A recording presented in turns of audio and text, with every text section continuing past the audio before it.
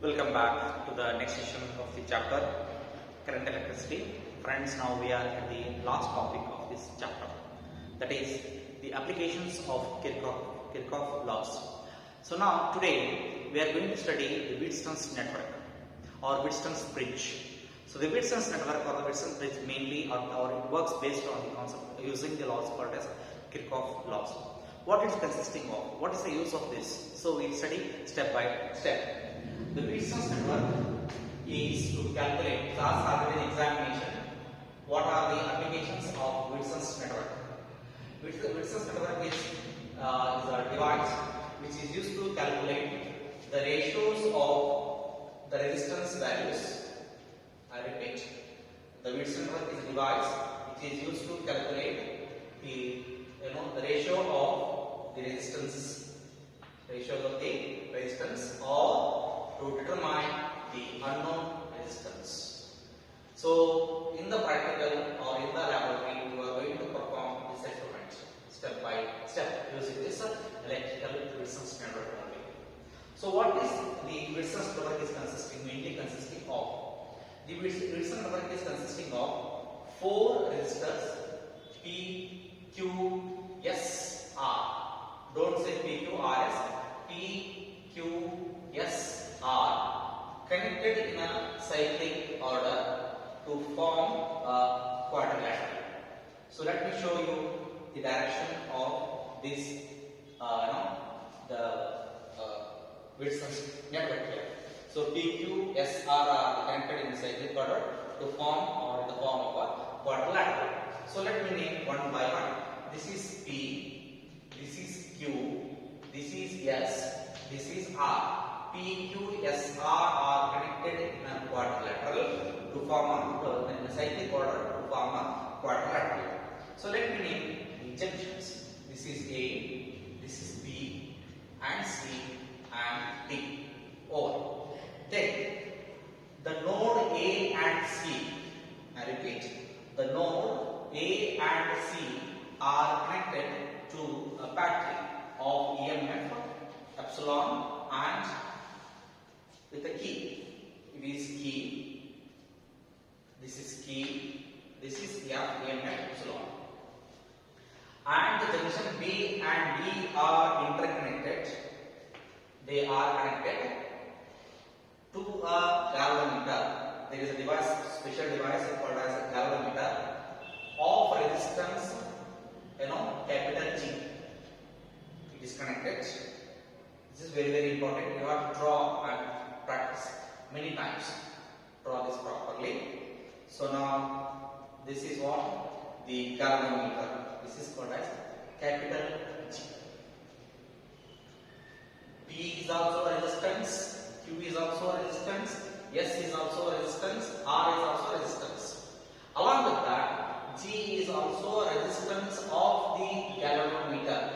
G is also a resistance of the galvanometer, and you are going to calculate the resistance of this galvanometer in the laboratory.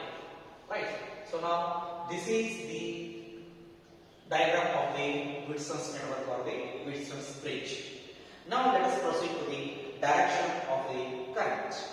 So now, friends, when current flows from this direction, so here I is there, same currents will come out as I will be.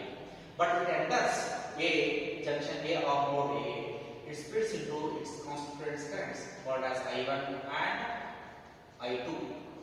I2 is here.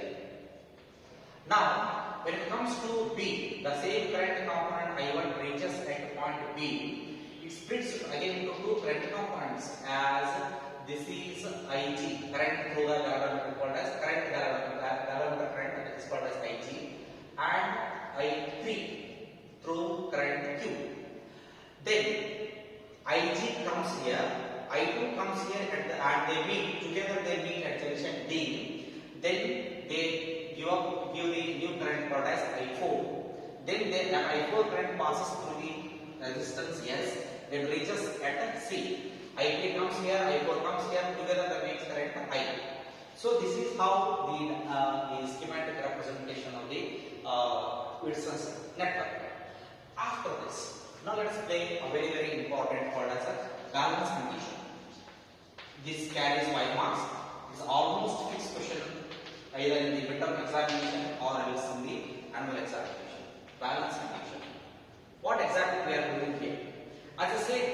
friends, we have to describe the diagram at the beginning, what I explained here.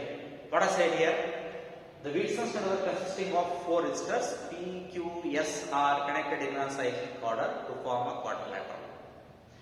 Then, at node A and C, the power source, battery and T is connected. At the node B and D, a galvanometer of resistance capital G is connected across the nodes B and D. When current splits at junction A as I1 and I2, I1 passes through P and I2 passes through R. When current I1 reaches at a point B, occurred as node B, again it splits into 2 current components, that is Ig and I3. I3 reaches point C, Ig reaches at D.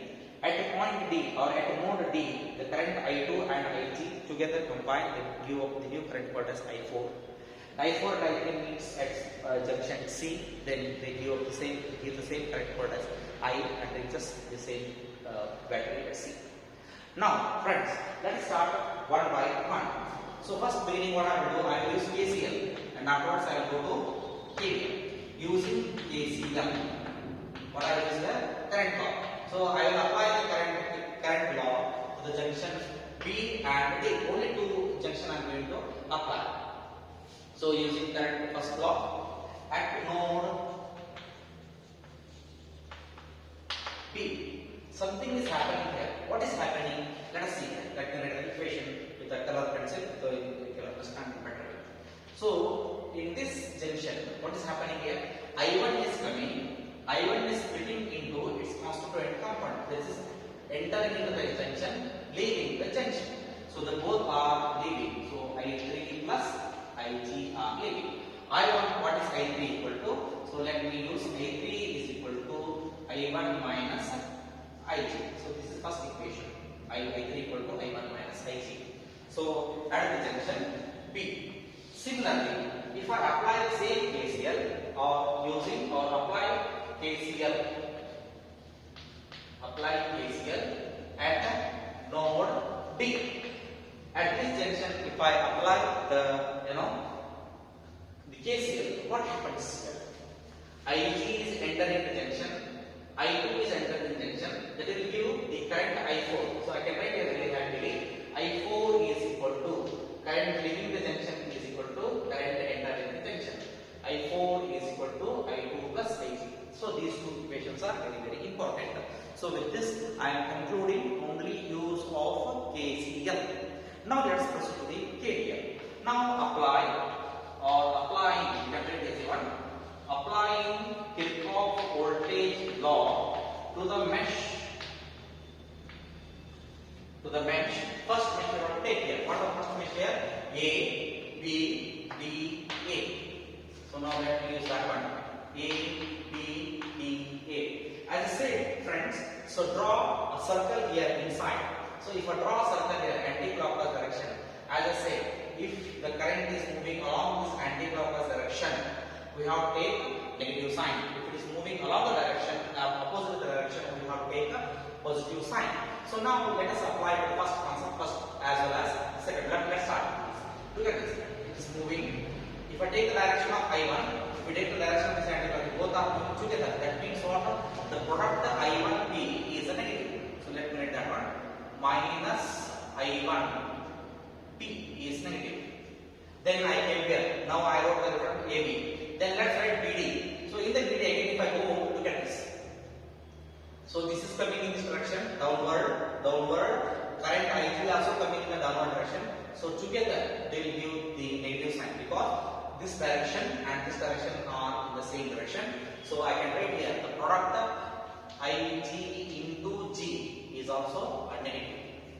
After this, let's come to section D or node D. At this node D, current I2 is coming in this direction, but we are going in the opposite direction. Look at this, opposite to I2. That means the product I2R is negative. Plus I2R is equal to 0. Very important. So say this is equation number 1. Now apply the same potential equation, that is apply same potential law, that is KVL. Apply KVL to the mesh, or you can say loop to the mesh. What are the name here now? We have to name another one. B, C, D, B. B, C, D, B. Again here also you have to draw an anti-clockwise circle. An anti-clockwise circle here. So once if I draw the anti-clockwise circle, again I have to write first BC. Where is BC here? BC is here. If you look at the direction of the current, look at this. This is the direction I3Q. But if you look at this, it is also coming in the same direction. Same direction, same direction. Look at the same direction. So that means I have to use here I3Q minus I3Q. If you come to this point, look at this CD. BC got over or CD. In this CD, current is going in this direction and the circle is going in this direction. Both are in the opposite direction. I must use plus I4S. Then if you come to this direction, again look at this. This is in this direction, current is coming in this direction. So I have to use here plus IGG is equal to 0. You may ask why you are writing this IGG and IGG. As I say here, current into IG is the resistance of the galvanometer. So this also resistance, this is current. So the current and the resistance together they give you what? The potential only. So this is nothing but again V is equal to IR only. This is also V equal to IR only. But according to the sign changing, according to the convenience. Now, what I wrote here? Balance condition. So now, what is meant by balance condition? If the Wheatstone bridge is said to be balanced, or if the network is said to be balanced, current through the galvanometer should be 0. Please keep it in mind, very, very important. If the network is said to be balanced, the network is said to be balanced,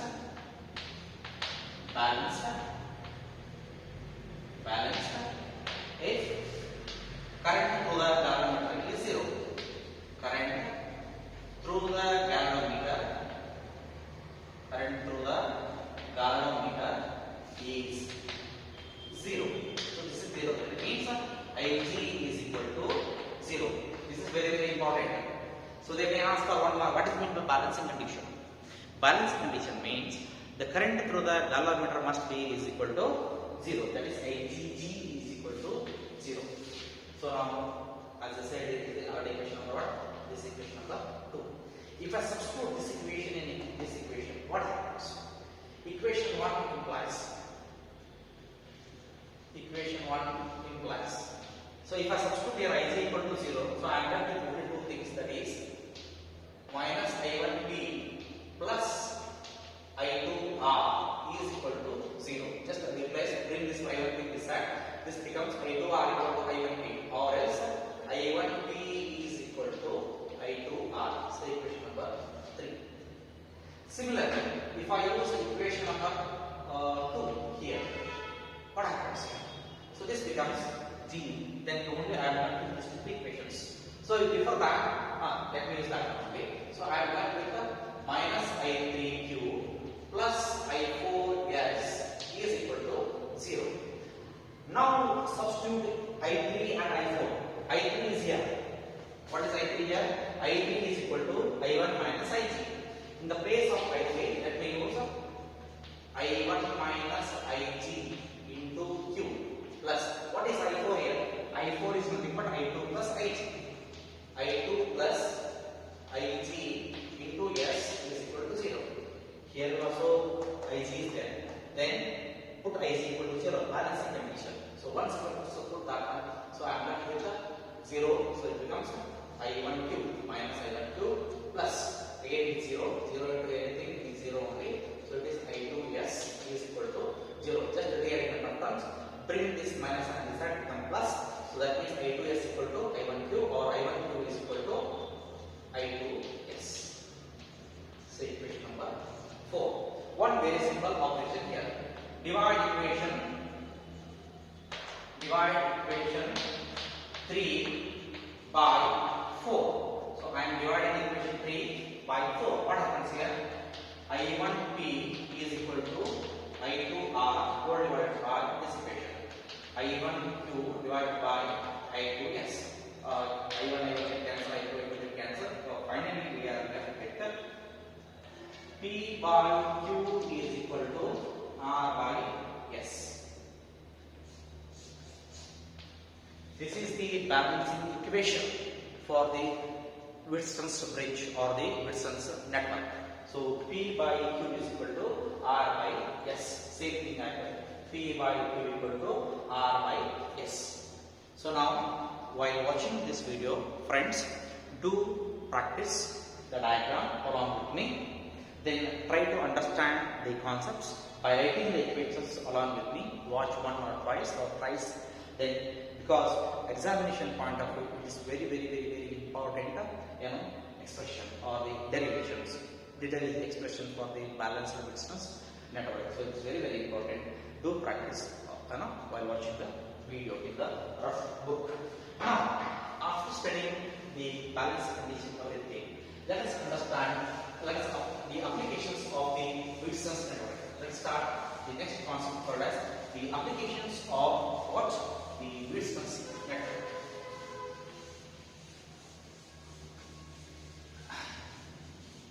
There are several applications are there. Out of that, two are mentioned in your textbook. Number one is meter bridge, another one is a potentiometer. So already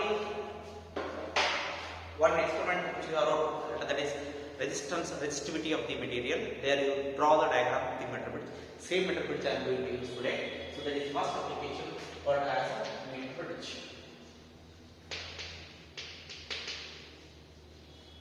So meter bridge what it's basically consisting of a meter wire. To this a power source is connected and a galvanometer is connected. A meter is connected. That's it. Then afterwards, from this point, two things are connected here. Look at this one. One thing.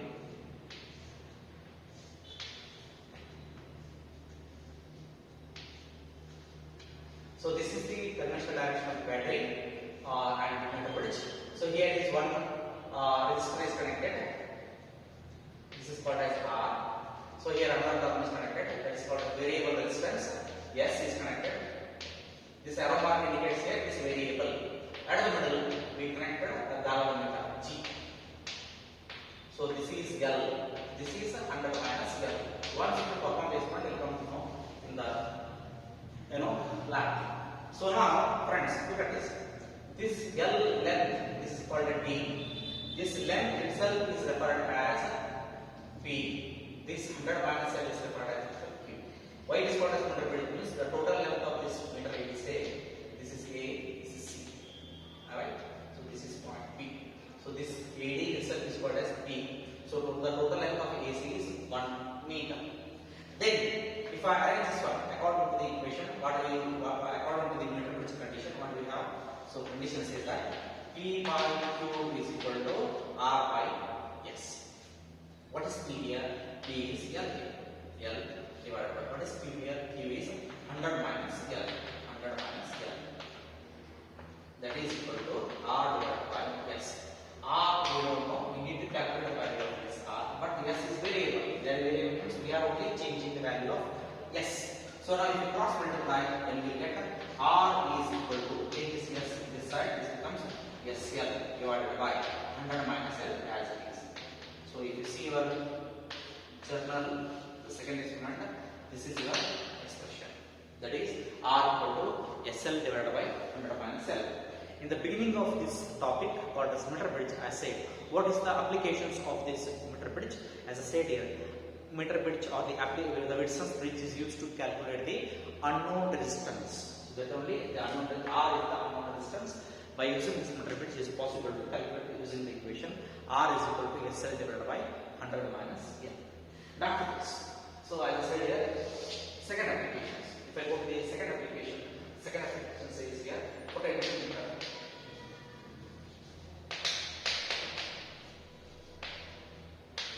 Potentiometer.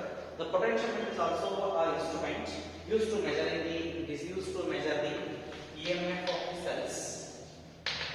EMF of the cells, or compare the EMF of cells. Compare the EMF of the cells. EMF of the cells. And one more important thing, to calculate the potential difference. To calculate the potential difference. So now, This is very important to calculate the potential difference between any 2 points in the electrical network. So now potentiometer, it is consisting of, as said here, meter is consisting of one wire of length 100 meter, but potentiometer is basically consisting of 100 meter 4 wires connected in a S order. Then to that a little bit complicated circuit it is, so I am going to perform that same experiment in the laboratory, but just with this whatever asked the examination, that concept I am going to explain. So now what are the applications of potentiometer, the uses of potentiometer? Potentiometer is used to determine,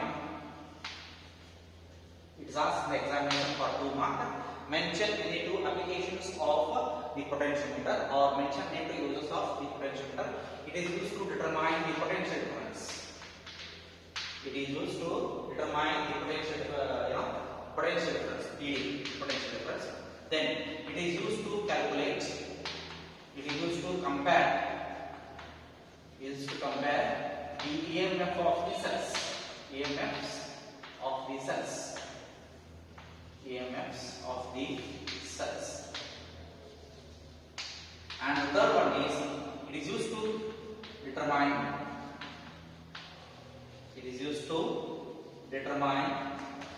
the internal resistance of the battery. Internal resistance of the battery or the cell. Internal resistance of the cell. So now friends, this is asked in the examination for 2 marks. Mention the 2 applications of the potentiometer. Either it is used to determine the potential difference, it is used to determine the internal resistance of the cell, or it is used to compare the EMF of the cells.